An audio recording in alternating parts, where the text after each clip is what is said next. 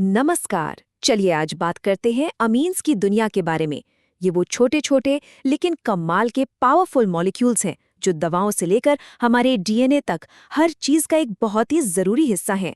तो आइए इनकी दिलचस्प केमिस्ट्री को थोड़ा और करीब से समझते हैं। कभी सोचा है कि ज़रूरी दवाओं, इंडस्ट्री में इस्तेमाल होने वाले रंगों और यहाँ तक कि हमारे अपने डीएनए में आखिर कॉमन क्या है? मतलब इन सारी अलग-अलग चीज़ों को कौन सी एक केमिकल कड़ी है जो आपस में जोड़ती है? जवाब है अमीन्स। जी हाँ, ये कमाल के कंपाउंड्स ही इन सब चीजों की नींव में है और उन्हें उनकी अनोखी खासियतें देते हैं।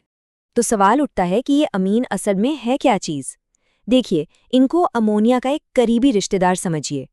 अमोनिया में से जब एक, दो या तीनों हाइड्रोजन एटम्स को हटाकर उनकी जगह कार्बन की चेन लगा दी जाती है तो हमें प्राइमरी, सेकेंडरी या टर्शरी अमीन मिल जाता है ना? काफी सिंपल।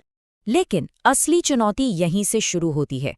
एक केमिस्ट को बस कोई भी अमीन नहीं चाहिए होता, उन्हें एक खास काम के लिए एक बिल्कुल सटीक, परफेक्ट अमीन बनाना होता है।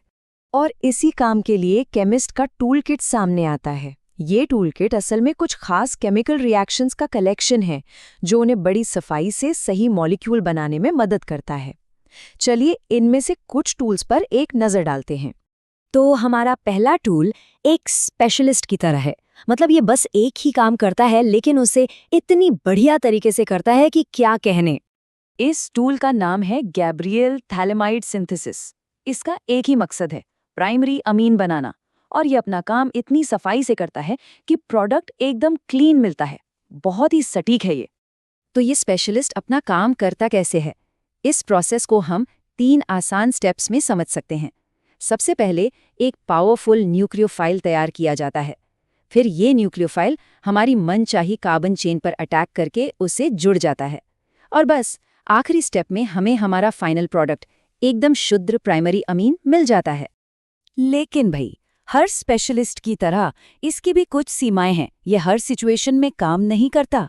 इसे खास तरह के अटैक की जरूरत होती है जिसे SN2 कहते हैं। तो अगर कोई भारी भरकम 3D स्ट्रक्चर हो या फिर कोई स्टेबल एरल रिंग, तो ये वहां काम नहीं कर पाता। और इसीलिए एक केमिस्ट को अपने टूल किट में एक से ज्यादा उपकरणों की जरूरत पड़ती है। तो चलिए अब देखते हैं हमारे टूल किट का अगला टूल जो थोड़ा जादुई सा लगता है। इसका नाम ही है सिकुड़ने वाली प्रतिक्रिया और ये बिल्कुल वैसा ही काम करता है जैसा इसका नाम है। इस रिएक्शन का नाम है हॉफमैन ब्रोमामाइड डिग्रेडेशन। ये एक एमाइड से शुरू होकर उसे एक अमीन में बदल देती है। लेकिन असली जादू तो यहाँ है। इस प्रोसेस में ये एक पूरे के पूरे कार्बन एटम को ही गायब कर देती है। मतलब ये मॉलिक्यूल को सचमुच सिकोड़ देती है। तो इस रिएक्शन का सबसे बड़ा फायदा यही है, ये एक केमिस्ट को किसी मॉलिक्यूल को एक नए मॉलिक्यूल में बदलने का सीधा रास्ता देता है जिसमें पहले वाले से एक कार्बन कम हो। पर ये होता कैसे है? इस जादू का राज एक बहुत ही खास इंटरमीडिएट मॉलिक्यूल में छिपा है जिसे आइसोसाइनेट कहते हैं। मॉलिक्यूल जब खुद को रीअरेंज करके ये अनस्टेबल रूप लेता है तभी वो कार्बन एटम गायब हो जाता है।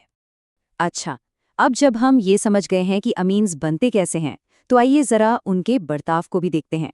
और इसके लिए हम एनिलीन की केस स्टडी लेंगे जो अपने आप में एक छोटी सी केमिकल मिस्ट्री है। ठीक है, तो पहेली ये है, केमिस्ट्री के नियमों के हिसाब से एनिलिन पर जो -NH2 ग्रुप लगा है उसे किसी भी नए आने वाले ग्रुप को ऑर्थो और पैरा पोजीशन पर भेजना चाहिए। ये एक सेट रूल है। लेकिन जब असल में एक्सपेरिमेंट किया गया तो हमें कुछ बहुत ही अजीब मिला। हमें पैरा प्रोडक्ट तो 51% मिला जो कि ठीक है, लेकिन हमें 47% मेटा प्रोडक्ट भी मिला जो कि बिल्कुल अनएक्सपेक्टेड था। ये तो नियमों के खिलाफ है। आखिर यहाँ हो क्या रहा है? इस रहस्य का पहला सुराग छिपा है रिएक्शन की कंडीशंस में। ये सारा काम एक बहुत ही स्ट्रॉन्ग एसिडिक सॉल्यूशन में होता है।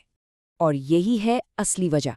एसिड वाले माहौल में एनिलिन एक प्रोटॉन लेकर एनिलीनियम आयन बन जाता है और अचानक से वो मॉलिक्यूल जो पहले ऑर्थो और पैरा पोजीशंस पर डायरेक्ट कर रहा था अब एक मेटा डायरेक्टर बन जाता है। इसी वजह से हमें दोनों का मिक्सचर मिलता है। कमाल है, पहेली सुलझ गई। तो इस सब से हम क्या सीखते हैं?